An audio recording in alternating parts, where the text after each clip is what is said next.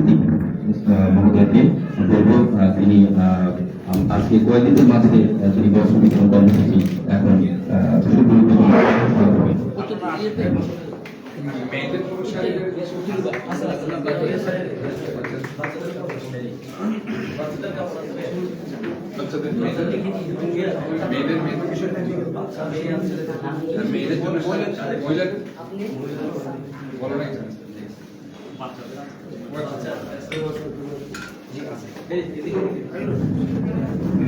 এই পর্যায়ে আমি অনুষ্ঠানের মাননীয় প্রধানমন্ত্রীকে আজকে বস্ত্র বিতরণ করার জন্য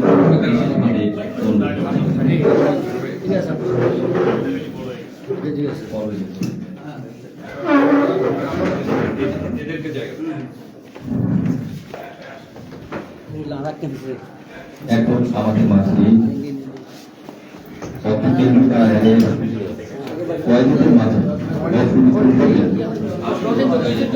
মাননীয় প্রধানমন্ত্রী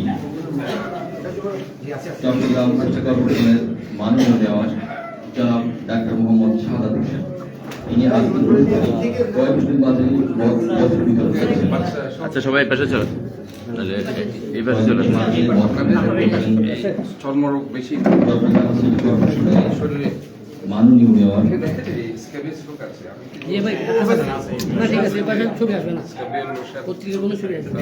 আমি ওষুধ পাঠিয়ে দেবো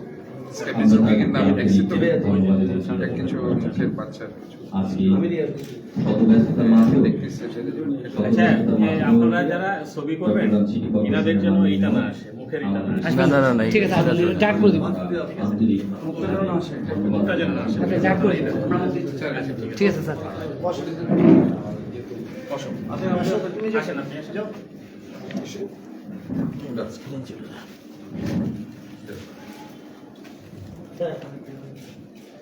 ঠিক আছে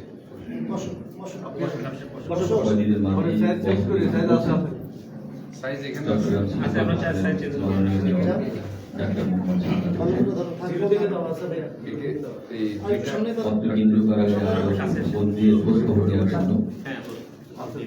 চট্টগ্রামের নগরপিতা ডাক্তার শাহাদাত হোসেন মহোদয়কে আমরা আন্তরিকভাবে ধন্যবাদ জ্ঞাপন করছি। বাচ্চাগুলো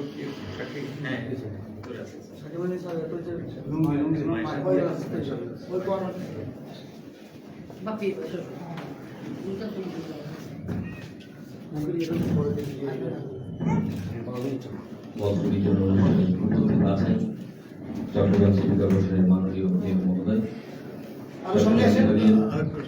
সম্মানিত কারা উপমহাপরিদর্শক মহোদয়, চট্টগ্রাম কেন্দ্রীয় কারাগারের সিআরজি অধিকার মহোদয়, জেলার মহোদয়, ডেপুটি জেলার বৃন্দ এবং অন্যান্য নেতৃবৃন্দ, আমরা সকলকে আন্তরিক মোবারকবাদ জানাচ্ছি।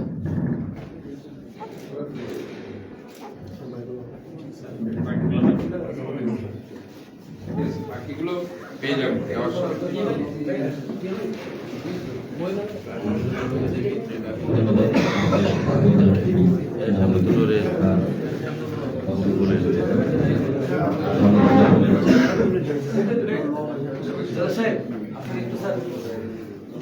আপনি বসবেন ধন্যবাদ জ্ঞাপন করছি। ধন্যবাদ আজকের প্রধানমন্ত্রী মহোদয়কে বস্ত্র বিতরণ করার জন্য।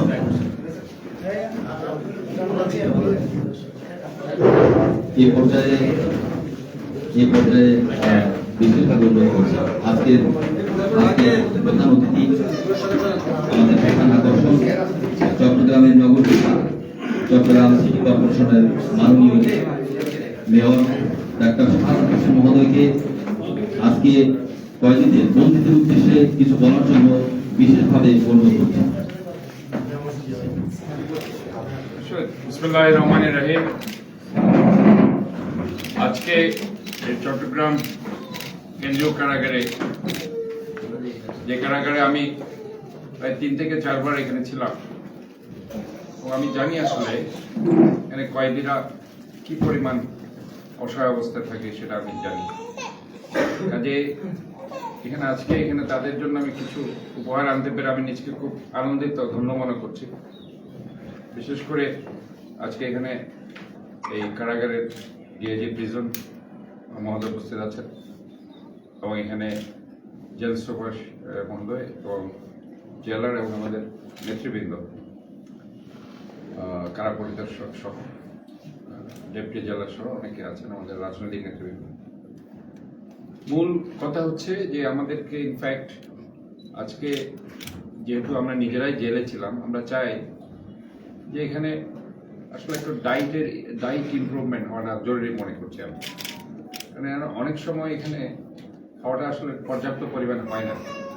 আমি দেখি যে খাওয়াগুলো যেগুলো দেওয়া হয়, সামান্য একটু মাংস, সামান্য একটু মাছ, আসলে হয় না।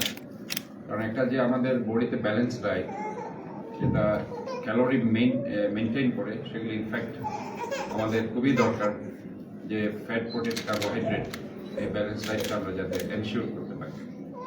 প্রয়োজনে দরকার হলে আপনারা বাজেট চাইবেন কেন্দ্রীয় সরকার থেকে, কিন্তু কারাগারে যে পরিমাণ প্রয়োজন আছে সেই পরিমাণে যাতে করে এই ধরনের ডায়েট দেওয়া হয়। আরেকটা জিনিস আপনাদেরকে আমি সুপারিশ করছি, যেহেতু এটা আমি নিজে জানি, এখানে একটা রুমে আপনাদের যতটুকু ধারণ ক্ষমতা অতটুকুই কয়েদিদের রাখা উচিত। এখানে দেখা যাচ্ছে এমন সময় কয়েদিদের যেখানে 40 জন থাকার, সেখানে 100 জন, 200 জন, বাথরুম আছে 3-4টা, এবং সেখানে ইলিশ পাইল বলা হয়, কাত হয়ে শুতে হয়, অনেক অমানবিক। কাজে এই জিনিসটা আপনারা যখন প্রশাসন অ্যারেস্ট করতে থাকে, বিশেষ করে গাইবি মামলা দিয়ে, অনৈতিক মামলা দিয়ে, এগুলির ব্যাপারে আপনারা সোচ্চার থাকবেন। বলবো যে আপনারা লিগেল মামলা হলে আপনাদের কাছে পাঠাবেন, ইলিগেল মামলা দিয়ে পাঠাবেন না, কারণ এখানে আমাদের জায়গা নেই। এই জিনিসটা আপনাদের কাছ থেকে কিন্তু ডিমান্ড যেতে হবে, না আমরা রাখবো না। কাজে এভাবে জোর করে আসামিগত করে ঢুকিয়ে দিয়ে যে পরিমাণ ধারণ ক্ষমতা আছে এর, আচ্ছা আমার মনে হয় এই ওনাকে একটু মেয়েদেরকে নিয়ে আপনি নিয়ে যান প্লিজ, একটু মেয়েদের বড় দরকার হলে যে সাইজ অনুযায়ী একটু চেঞ্জ করবে।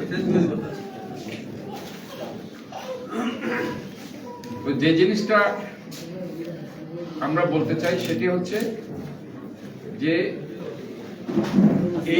এই ডিমান্ডটা আপনারা যখন দেখবেন যে আমরা এখানে ধারণ ক্ষমতা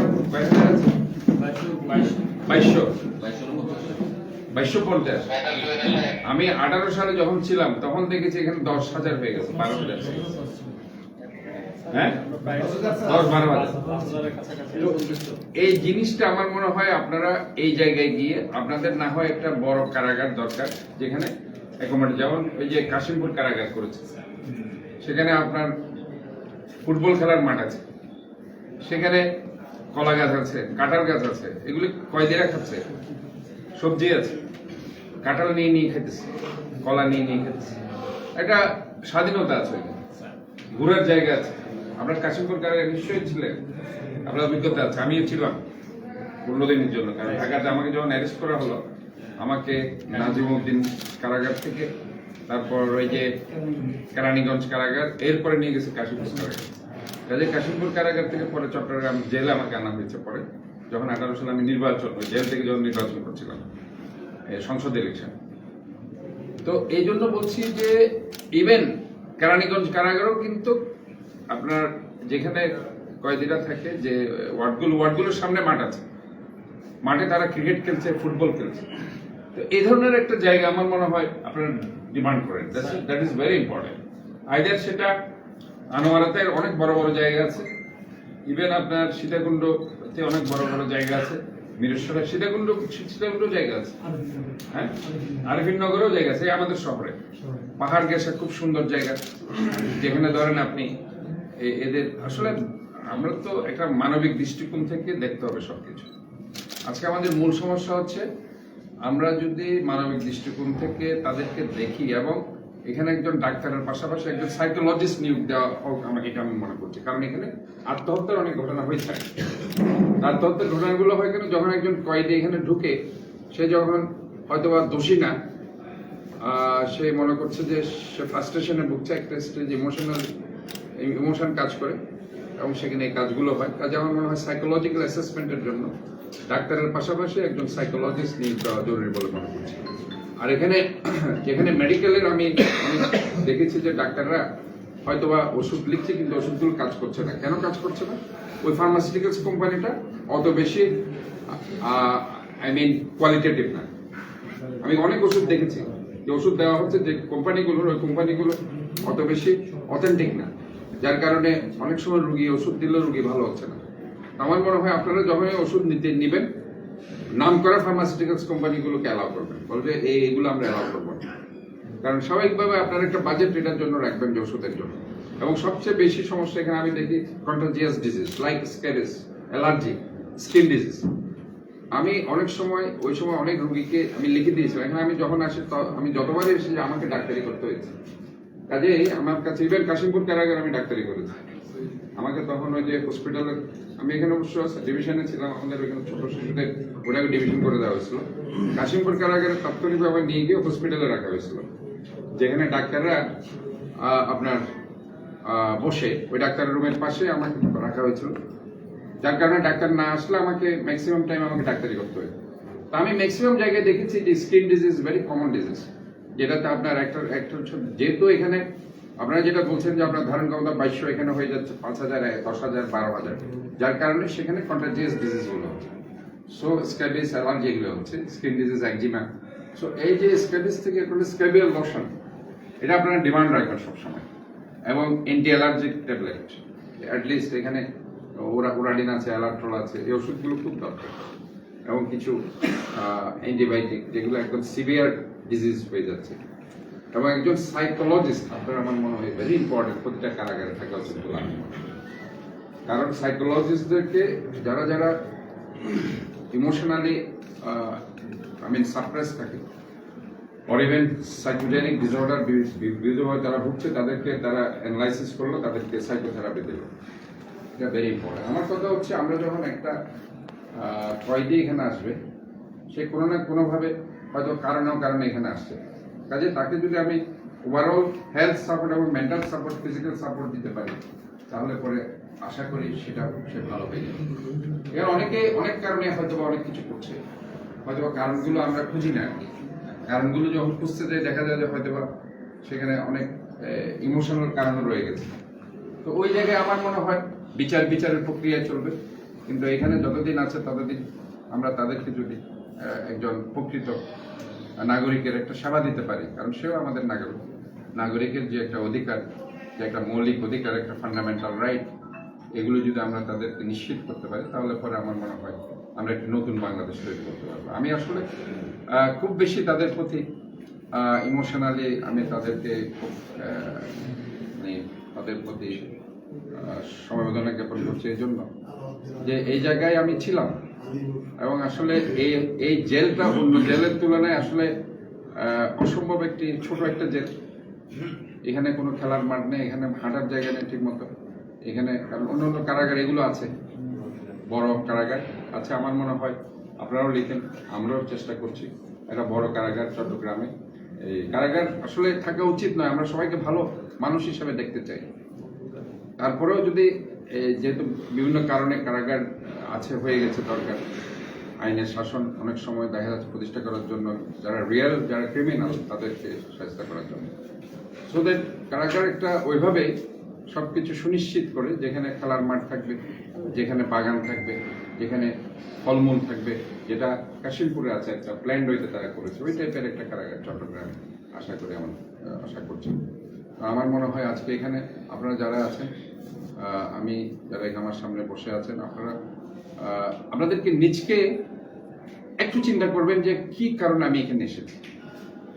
যদি এরকম হয় যে আপনি কোনো দোষ না করে, অনেকে আছে যে রাস্তায় থেকে ধরে নিয়ে আসছে, তো এখানে অনেক সময় সেটার জন্য আপনাদের আছে কিনা আমি জানি না, লয়ার আছে কিনা, যারা হয়তো বা অনেক গরিব মানুষ লয়ার দিতে পারছে না। হ্যাঁ, legal add support, that is very important. আমার মনে হয় এখানে অনেক সময় দেখা যায় যে আমি দেখেছি ওই সময় লিগেল এড সাপোর্ট থাকা সত্ত্বেও অনেক পাই না। এই জিনিসটা কিন্তু একটু আপনাদের একটু মনিটরিং করা উচিত বলে আমি মনে করি। দিস ইজ ভেরি ইম্পর্টেন্ট, আপনারা একটু মনিটরিং করবেন, এবং লিগেল এড সাপোর্টটা আমার মনে হয় সবাই যাতে পায়, কারণ যারা উকিল ধরতে পারে না তারা যাতে এই সুবিধাটা পায়। এটা অন্তত পক্ষে আপনারা ensure, আর একজন সাইকোলজিস্টের ব্যাপারে আপনারা ডিমান্ড দিবেন, আর ওষুধগুলো যাতে মানসম্মত হয়। আমিও কিছু অ্যালার্জির ওষুধ, অন্য ওষুধ আমি পাঠিয়ে দেবো উইদিন শর্ট টাইম। এই যে বছর আমি এটা কালাম, সো দ্যাট আমি এইগুলো দিচ্ছি। আরও ওই যে এই মেয়েদের শাড়ি বোধহয় পাইনি মনে হয়, ওই শাড়ি আমি কিছু পাঠিয়ে দেবো। তো সো দ্যাট আমার মনে হয় ইটস ভেরি ইম্পর্টেন্ট, আমাদেরকে সবাইকে নিয়েই কিন্তু এই বাংলাদেশে চলতে হবে, এবং সবারই সমান অধিকার রয়েছে, যাতে প্রতিটা জায়গায় তারা অধিকারটা পায়। বিশেষ করে ডায়েট সেকশনে আপনারা যদি, আগে আমি একজন জেলারকে দেখেছি, উনি ডায়েট সেকশনে ঢুকে পড়তেন, ঢুকে দেখতো কি করে কি সুন্দর কি রান্না করছে, এখানে হাইজেনিক কন্ডিশন আছে কিনা। নাসির সাহেব আমার মনে হচ্ছে, সে আমি যখন ছিলাম 18 সালে, সে কোনো কারণে ঢুকে পড়তো দেওয়ার ভিতরে। এই যদিও তার বাড়ি গোপালগঞ্জ ছিল, কিন্তু বাট দ্য থিং ইজ, আমি দেখেছি, এটা আমি যেটা সত্যিটা বলতে হবে, সে দৌড় মারে ঢুকে যেত ডায়েট সেকশনে, ঠিক মতো খাবারগুলো ঠিক মতো রান্না করছে কিনা, ঠিক মতো পরিষ্কার পরিচ্ছন্নতা আছে কিনা। হ্যাঁ, আমার মনে হয় এগুলো আপনারা ট্রাই করবেন, যে এইগুলো মানগুলো ঠিক মতো এগুলো মেনটেন করা হচ্ছে কিনা। সো আমি এখানে আপনাদেরকে আবারও, আমাকে আজকে এখানে আমন্ত্রণ জানাতে ধন্যবাদ জানাচ্ছি, এবং আমি আবারও বলছি যে আমরা সবাই মিলে একটি সুন্দর বাংলাদেশ করবো, যেখানে দুর্নীতি থাকবে না, যেখানে আমাদের মধ্যে সৌহার্দ্যতা থাকবে। আমরা কেউ অপরাধী নই, জন্মগতভাবে আমরা কেউ অপরাধ নিয়ে জন্ম নিই, কোনো না কোনোভাবে আজকে আমরা এটা পরিস্থিতির শিকার। কাজে এই জিনিসটা আমরা যখন রিয়েলাইজ করতে পারবো, রিঅ্যাসেস করতে পারবো, তখন দেখবেন যে আপনি ভালো মানুষ হয়ে গেছেন। কারণ ভালো মানুষত্ব আমাদের মধ্যে আছে, কোনো না কোনোভাবে আমরা হয়তো আজকে সেটা হারিয়েছি। বাট আমাদের আজকে এখানে যে আসার মূল কারণ, সেটা হচ্ছে রিঅ্যানালাইসিস করা। আমি বুঝতে পারছি যে হ্যাঁ, আমি এই কারণে এখানে এসেছি, আমার এটা করা উচিত হয়নি, আমার হয়তো বা এটা ইমোশনাল আমি করে ফেলেছি, আমি এটা করা উচিত হয়নি, যার কারণে আজকে আমি সাজাটা করছি। এটা যখন আপনি রিয়েলাইজ করতে পারবেন, আলটিমেটলি একদিন না একদিন আপনি বেরিয়ে যেতে পারবেন। তো কাজে এখানে আমি আপনাদের আবারও ধন্যবাদ, শুভেচ্ছা জানাচ্ছি। বিশেষ করে আজকে এখানে আমাদের DIG prison, jail super, deputy jailer সহ, এবং আমার রাজনৈতিক নেতৃত্ব কারা প্রফেসর, এবং আমার ভাইয়েরা যারা সামনে আছে, সবাইকে ধন্যবাদ জানি, এবং আপনাদের প্রতি আমার আবারও আন্তরিক শুভেচ্ছা জানিয়ে আমি বক্তব্য শেষ করি।